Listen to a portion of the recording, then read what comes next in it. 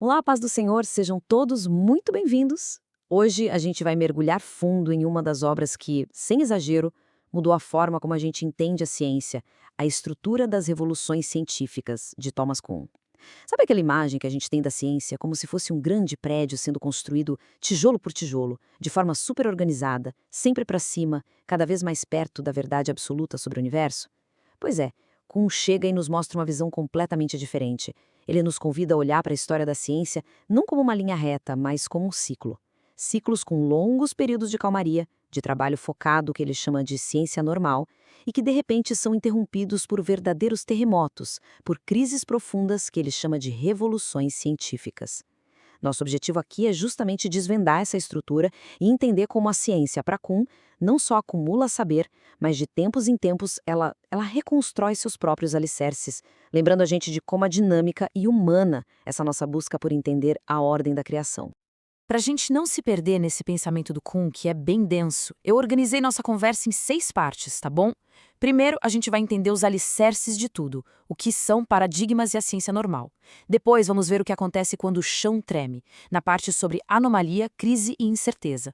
Isso vai nos levar direto para o coração da teoria dele, a natureza das revoluções. A seguir, a gente vai explorar a consequência mais maluca e fascinante disso tudo, as mudanças de cosmovisão científica. Daí, vamos encarar um conceito bem desafiador, a incomensurabilidade, e ver como os cientistas escolhem um lado. E por fim, a gente vai discutir uma nova maneira de enxergar o avanço do conhecimento, em O Progresso através das Revoluções. Cada parte se encaixa na outra, montando o quebra-cabeça do pensamento do Kuhn. Vamos começar, então, pelo tijolo fundamental de toda a teoria do Kuhn, o conceito de paradigma. Olha só, antes de um campo de estudo virar uma ciência de verdade, ele passa por uma fase que Kuhn chama de pré-paradigmática.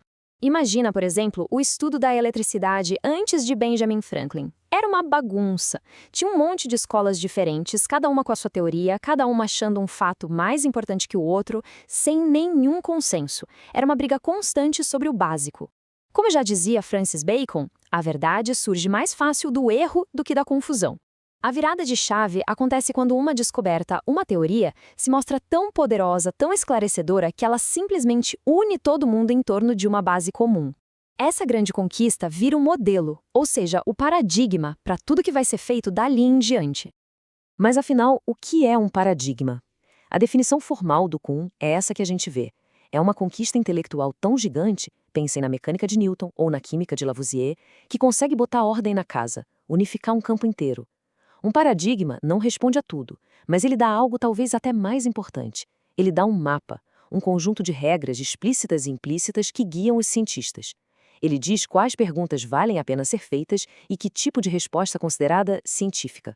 Uma curiosidade é que o próprio Kuhn foi criticado por usar a palavra paradigma de um monte de jeitos diferentes no livro. Teve gente que achou mais de 20 significados. Depois, para esclarecer, ele mesmo refinou a ideia e disse que existem 2 sentidos principais, um mais amplo e outro mais restrito, e entender essa diferença é crucial. E aqui está o pulo do gato. No sentido mais amplo, o paradigma é uma matriz disciplinar. Pensa nela como se fosse a constituição de uma área científica. Essa matriz tem tudo que une os cientistas daquele campo. As fórmulas principais, tipo F igual a m, os modelos que todo mundo usa, tipo pensar o calor como movimento de partículas, e, muito importante, os valores que todo mundo compartilha, como a busca por precisão, por consistência. Por outro lado, tem o sentido mais restrito, que para Kuhn era o mais fundamental, o paradigma como um exemplar. O que é isso? É um problema específico que foi resolvido de um jeito tão genial que vira modelo para todo mundo. Os estudantes de física, por exemplo, não aprendem as leis de Newton só decorando. Eles aprendem resolvendo um monte de problemas modelo. O pêndulo, o plano inclinado, a órbita dos planetas. São esses exemplares que ensinam, na prática, como enxergar o mundo com as lentes daquele paradigma. Essa frase do Kuhn resume perfeitamente o que ele chama de ciência normal. Depois que um paradigma se estabelece e é aceito, o dia a dia da ciência muda completamente. Acaba aquela fase de discussão acalorada sobre os fundamentos, a comunidade científica passa a tratar o paradigma como um fato, um chão firme e começa a trabalhar dentro dele. O objetivo da ciência normal não é criar teorias revolucionárias ou fazer descobertas que abalem as estruturas. Pelo contrário, o objetivo é articular, aprofundar e estender o alcance e a precisão daquele paradigma que todo mundo já aceitou. É uma atividade por natureza bem conservadora, focada em explorar os detalhes do mundo que o paradigma já mostrou pra gente. A imagem central que Kuhn usa para descrever a ciência normal é a de resolução de quebra-cabeças. Pensa bem, quando a gente vai montar um quebra-cabeça, a gente tem certeza que existe uma solução, certo? A foto tá lá na caixa. E existem regras claras. As peças têm que encaixar, não dá para forçar. A ciência normal funciona de um jeito muito parecido. O paradigma garante que os problemas que os cientistas estão tentando resolver têm, sim, uma solução. E ele também define as regras e os métodos que podem ser usados para chegar lá. As tarefas do dia a dia se dividem em 3 tipos. Primeiro, articular a teoria, que é, por exemplo, medir uma constante física com mais precisão. Segundo, determinar fatos, ou seja, fazer experimentos para confirmar o que a teoria prevê. E terceiro, resolver ambiguidades, que é aplicar o paradigma a coisas novas, como entender o movimento da Lua usando a mecânica de Newton. E olha que interessante, na ciência normal, se um cientista não consegue resolver o quebra-cabeça, a culpa é dele, não do paradigma. Então, por que a ciência normal, mesmo sendo tão conservadora, é tão produtiva? A resposta, segundo Kuhn, é o foco. O paradigma libera a comunidade científica da necessidade de ficar discutindo os fundamentos o tempo todo. Com isso, os pesquisadores podem concentrar toda a sua energia e criatividade em problemas super específicos e detalhados. Eles podem criar equipamentos super sofisticados, fazer medições com uma precisão que antes era impensável. Essa concentração de esforço numa área bem definida permite um avanço muito rápido, um acúmulo de conhecimento muito mais veloz do que se todo mundo ficasse questionando o básico a todo momento. É essa confiança no paradigma que permite esse trabalho minucioso e extremamente produtivo. Bom, resumindo essa primeira parte, a gente viu que o paradigma, seja como matriz disciplinar ou como exemplar, define as regras do jogo para uma comunidade científica. A ciência normal é o dia a dia desse jogo, é resolver os quebra-cabeças que o paradigma propõe. O objetivo não é virar a mesa, mas sim refinar e expandir o que já existe. E é esse foco que a torna tão eficiente. Só que aí surge uma pergunta, né? O que acontece quando um quebra-cabeça simplesmente não fecha? Quando a natureza se recusa a encaixar na caixinha que o paradigma deu para ela? É exatamente isso que a gente vai ver na próxima sessão. Agora a gente entra na segunda fase do ciclo do Kuhn. E aqui tem uma ironia bem interessante. É justamente a precisão e o rigor da ciência normal que existem para confirmar o paradigma que a tornam tão boa em achar problemas. Quando os cientistas sabem com muita exatidão o que esperar de um experimento, eles se tornam muito bons em perceber quando alguma coisa saiu do roteiro, quando a natureza viola as expectativas criadas pelo paradigma. E esse momento, o reconhecimento de que algo deu errado, é o ponto de partida para toda grande mudança na ciência. E esse algo que deu errado tem um nome: anomalia. Uma anomalia não é só um problema que ainda não foi resolvido, é um quebra-cabeça que teima em não se resolver, não importa quantas ferramentas da ciência normal a gente use. Para Kuhn, a descoberta científica não é um momento eureka, um estalo, é um processo que começa justamente com a consciência de uma anomalia. É a hora em que o pesquisador percebe, ué, a natureza não se comportou como a teoria dizia. E a primeira reação da comunidade, como a gente vai ver, não é jogar o paradigma fora. Pelo contrário, é tentar de tudo para forçar a anomalia a se encaixar no sistema que já existe. A descoberta dos raios X por Röntgen, lá em 1895, é um exemplo perfeito. Ele estava fazendo um experimento de rotina, nada demais, e de repente percebeu que uma tela que estava ali perto começou a brilhar. Não era para ela brilhar. Ele não estava procurando por aquilo, a física da época não previa nada parecido. O mais legal desse caso é que depois descobriram que outros cientistas já tinham produzido raios-x sem querer, mas não os viram. Eles provavelmente acharam que aquele brilho estranho era algum defeito no equipamento, algum ruído. A grande sacada do Röntgen não foi só ver o brilho, mas foi reconhecer que aquilo era uma anomalia de verdade, algo que quebrava as regras do jogo. Perceber a anomalia foi o começo da descoberta. É importante dizer que uma anomalia sozinha raramente derruba um paradigma. A comunidade científica é teimosa, conservadora. Os cientistas podem criar umas gambiarras na teoria, questionar se os dados do experimento estavam certos, ou simplesmente botar o problema na gaveta e dizer, um dia a gente resolve isso. Afinal, o paradigma já resolveu tanta coisa que a fé nele é enorme. O problema é quando as anomalias começam a se multiplicar, ou quando uma anomalia muito importante, no coração da teoria, resiste aos esforços dos melhores cientistas da época. Aí, a confiança começa a balançar. O que era um quebra-cabeça difícil vira um contra-exemplo. É aí que a ciência entra em estado de crise. E um período de crise tem sintomas bem claros. A pesquisa, que era super focada, fica toda bagunçada. os cientistas começam a reclamar abertamente das falhas do paradigma. O debate, que era técnico, vira quase filosófico, todo mundo questionando as regras do jogo. Começam a surgir várias versões da mesma teoria, cada uma tentando consertar as anomalias de um jeito, o que só aumenta a confusão. E o mais importante, alguns cientistas, geralmente os mais jovens, ou os que acabaram de chegar na área, começam a procurar alternativas radicais, a buscar novos fundamentos. Um exemplo histórico perfeito é a astronomia de Ptolomeu antes de Copérnico. Para conseguir explicar o movimento dos planetas, que as observações mostravam ser bem complicados, eles tiveram que criar um sistema com tantos remendos, tantos epiciclos, que o próprio Copérnico disse que aquilo parecia um monstro. O paradigma estava em crise. Então, para fechar essa segunda parte, a gente viu que a ciência normal, na sua busca por precisão, acaba tropeçando em anomalias.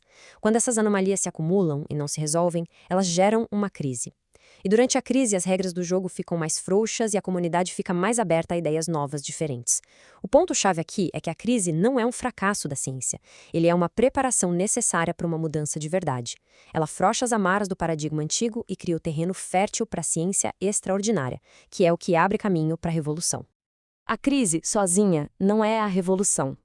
Uma crise pode acabar de 3 jeitos. Primeiro, a ciência normal consegue finalmente resolver o problema e a confiança no paradigma antigo volta. Segundo, o problema é considerado impossível de resolver e é deixado de lado.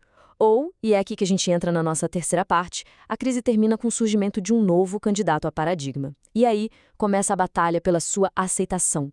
Uma revolução científica começa quando uma nova teoria surge para desafiar a antiga, que já está fraca por causa da crise e das anomalias. Aqui a gente vê bem a diferença entre os 2 jeitos de fazer ciência. A ciência normal, por natureza, vai somando conhecimento. Cada quebra-cabeça resolvido é mais um tijolo no prédio do saber. Já a ciência revolucionária não soma, ela reconstrói a partir de novos alicerces. A passagem de um paradigma para outro não é uma evolução suave, é uma revolução mesmo, que Kuhn compara a uma revolução política. Pensa só, numa revolução política, não dá para decidir entre o sistema antigo e o novo usando as leis do sistema antigo, certo? Na ciência é a mesma coisa. Não dá para decidir entre 2 paradigmas rivais usando só as regras da ciência normal. Os 2 paradigmas são, no fundo, incompatíveis. Essa é a definição de Kuhn para uma revolução científica. A palavra-chave aqui é incompatível. A teoria da relatividade de Einstein não é só uma versão melhorada da mecânica de Newton. Ela parte de ideias totalmente diferentes sobre espaço, tempo, massa. Do mesmo jeito, a química de Lavoisier não só corrigiu a teoria do flogisto, ela jogou a teoria do flogisto no lixo e ofereceu um jeito completamente novo de entender a combustão.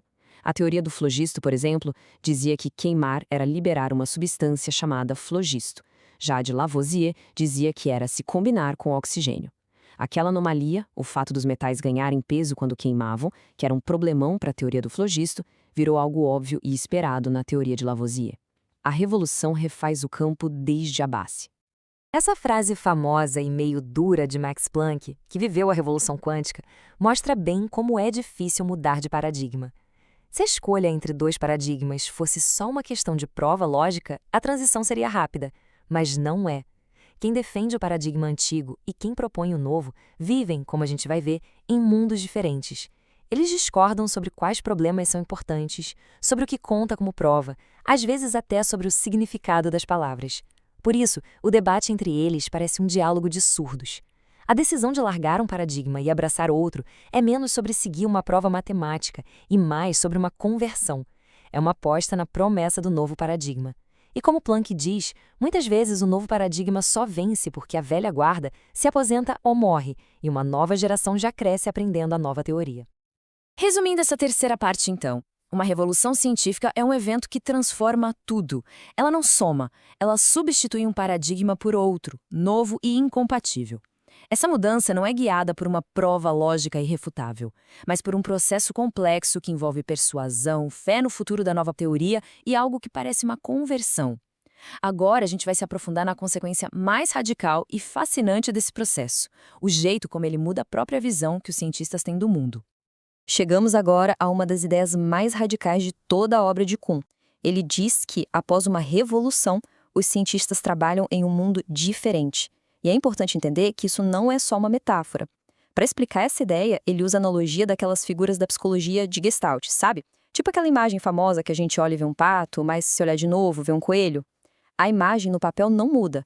Os dados que chegam na nossa retina são os mesmos, mas a nossa percepção pode mudar de uma hora para outra entre duas coisas que não podem ser vistas ao mesmo tempo. Kuhn diz que algo muito parecido acontece com cientistas durante uma revolução.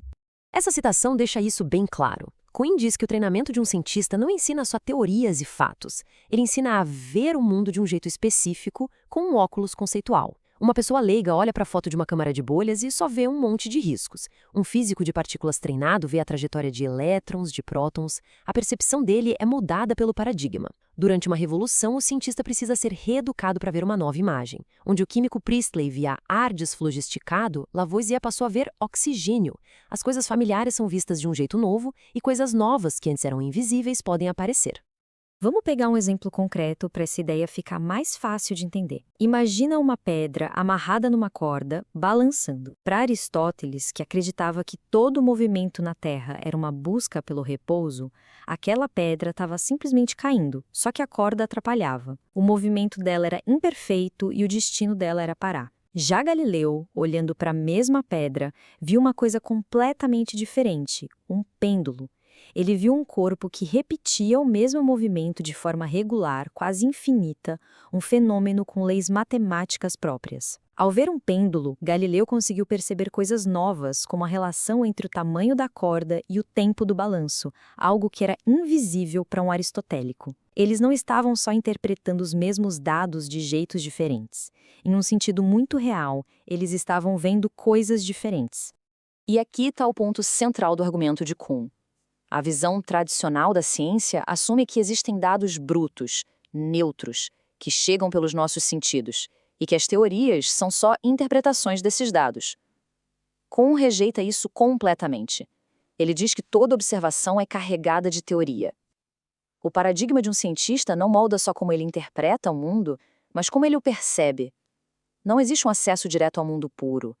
Nosso acesso é sempre mediado pelos nossos conceitos, pela nossa visão de mundo. Por isso, quando o paradigma muda, o mundo perceptual do cientista também muda junto. Para resumir essa parte, uma revolução científica causa uma mudança de visão de mundo parecida com uma mudança de Gestalt. Cientistas de paradigmas diferentes não só interpretam o mundo de forma diferente, eles o percebem de forma diferente, vivendo no que Kuhn chama de mundos diferentes. E isso acontece porque a observação nunca é neutra, ela é sempre estruturada pelo paradigma. Só que essa ideia levanta uma questão bem séria. Se os cientistas de paradigmas diferentes vivem em mundos diferentes, como eles conseguem conversar? Como a ciência pode escolher racionalmente entre eles? É esse desafio que a gente vai explorar agora. A consequência da ideia de que cientistas vivem em mundos diferentes é o famoso e polêmico conceito de incomensurabilidade. Essa é talvez a ideia mais mal compreendida do Kuhn.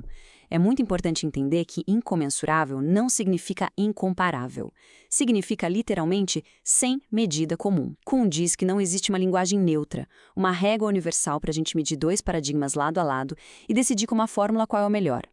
Eles falam, de certa forma, línguas diferentes sobre mundos diferentes. O melhor jeito de entender a incomensurabilidade é com um exemplo. Pega o conceito de massa. Para Isaac Newton, massa é uma propriedade da matéria, uma medida da sua inércia e é uma quantidade que se conserva sempre. Já no paradigma de Albert Einstein, o conceito de massa é totalmente diferente. Massa está relacionada com energia pela famosa equação E igual a mc², e ela não se conserva necessariamente. Ela pode virar energia e vice-versa. Embora os dois usem a mesma palavra, massa, eles estão falando de coisas fundamentalmente diferentes, que fazem sentido dentro de redes de conceitos completamente diferentes. É por isso que, para Kuhn, é errado dizer que a teoria de Newton é só um caso especial da de Einstein. Para chegar nas equações de Newton a partir das de Einstein, a gente precisa mudar tanto o significado dos termos que o resultado não é mais a teoria de Newton original. A tradução nunca é perfeita. E essa foi, claro, a maior crítica que o livro do Kuhn recebeu. Muita gente acusou ele de pintar ciência como algo irracional, onde a troca de teorias seria uma questão de psicologia de massas ou de gosto pessoal. Se não tem uma medida comum, como a gente pode dizer que a ciência progride? Se a escolha não é puramente lógica, ela se baseia em quê?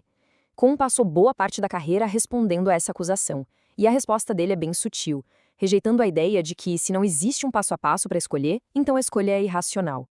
A resposta de Kuhn é que a escolha entre paradigmas não é guiada por regras de lógica, mas por um conjunto de valores que a comunidade científica compartilha. Ele identificou 5 desses valores como sendo muito importantes: exatidão, a teoria tem que bater com os experimentos; consistência, tem que fazer sentido internamente e com outras teorias; alcance, tem que ir além dos dados que a criaram; simplicidade, tem que organizar o que antes era confuso; e fecundidade, tem que abrir novas áreas de pesquisa. O ponto-chave é que, mesmo que todo mundo concorde que esses valores são importantes, cada cientista pode dar um peso diferente para cada um deles numa situação de crise. Um cientista pode achar a simplicidade da teoria de Copérnico mais importante, enquanto o outro se preocupa com a falta de precisão inicial dela. A escolha, então, não é subjetiva no sentido de ser aleatória. Ela envolve um elemento de julgamento, de debate racional sobre qual caminho parece mais promissor para o futuro. Fechando essa sessão, então, a incomensurabilidade mostra que não existe uma régua única para comparar paradigmas. Mas isso não torna a escolha entre eles irracional.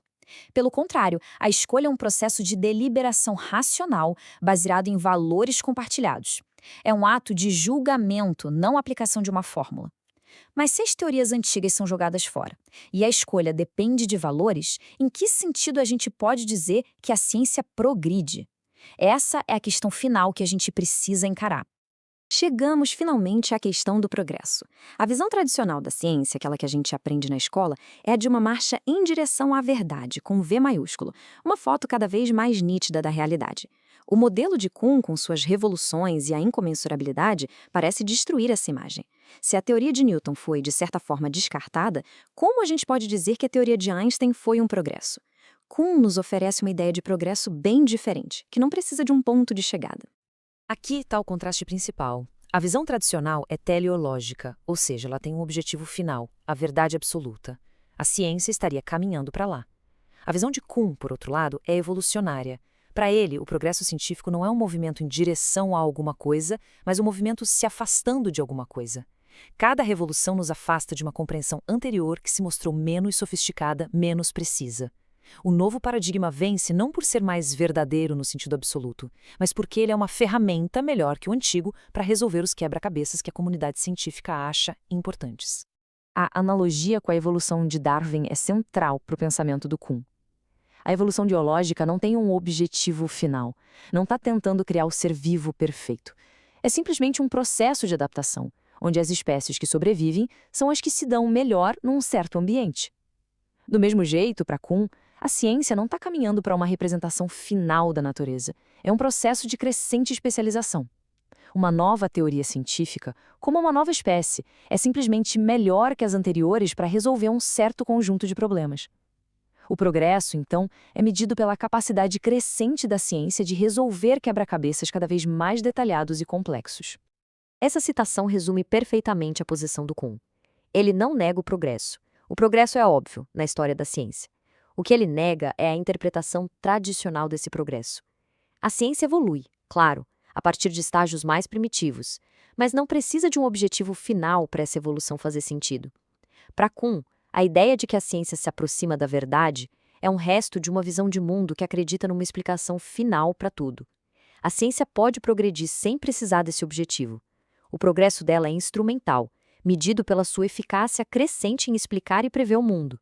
Concluindo nossa última sessão, a gente viu que Kuhn redefine o progresso científico. Ele nos convida a largar a ideia de uma caminhada em direção a uma verdade final e a trocá-la por um modelo evolucionário. O progresso é real, mas seu critério é prático, a capacidade crescente das teorias de resolver os quebra-cabeças que elas mesmas ajudam a definir. A ciência fica cada vez mais especializada e poderosa, sempre partindo de onde estava, sem precisar de um destino final para validar seu avanço. Vamos fazer agora um resumo geral de todo esse ciclo que a gente explorou. Vimos que a ciência vive, na maior parte do tempo, em períodos de ciência normal, resolvendo quebra-cabeças dentro de um paradigma. Essa atividade, por ser tão focada, acaba gerando anomalias que, quando se acumulam, levam a uma crise de confiança.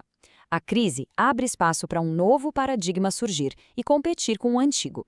A revolução que se segue não soma, ela muda a visão de mundo, tornando os paradigmas incomensuráveis. A escolha entre eles não é uma fórmula, mas um debate racional baseado em valores. E, finalmente, todo esse processo gera um progresso do tipo evolucionário, no qual a ciência fica cada vez melhor em resolver problemas sem precisar se aproximar de uma verdade final. Esse é, em resumo, o modelo de Thomas Kuhn. E para quem quiser se aprofundar nesses conceitos, tem muito material bom por aí. O próprio Kuhn, depois do livro, escreveu vários artigos para esclarecer e refinar suas ideias. Eu recomendo muito a leitura de Atenção Essencial, que é uma coleção de ensaios dele que aprofunda bastante as noções de paradigma, incomensurabilidade e a escolha de teorias. Além disso, o melhor jeito de ver a teoria do Kuhn na prática é estudando a história. Analisar a Revolução Copernicana, a Revolução Química de Lavoisier ou a Revolução Quântica no século XX nos dá exemplos concretos e fascinantes de como esses ciclos realmente aconteceram. E para a gente terminar, eu queria deixar algumas perguntas para reflexão. Pensem na área de estudo ou de trabalho de cada um. É possível identificar um paradigma dominante, com seus modelos, leis e valores? Existem anomalias, aqueles problemas que todo mundo sabe que existem, mas que ninguém consegue resolver direito com as ferramentas atuais? E, talvez o mais importante, de que forma essa visão do Kuhn, de uma ciência que avança por rupturas e não por acúmulo, muda o jeito como a gente olha para o conhecimento que hoje parece tão sólido e certo? O modelo de Kuhn nos lembra que a busca pelo conhecimento é uma jornada humana, cheia de tradição, crise e renovação. Ele nos convida a ter uma visão mais humilde e dinâmica da ciência, reconhecendo seus limites, mas também seu poder de nos ajudar a entender, mesmo que de forma imperfeita e sempre em evolução, a maravilhosa complexidade do mundo que nos cerca. Agradeço a atenção de todos.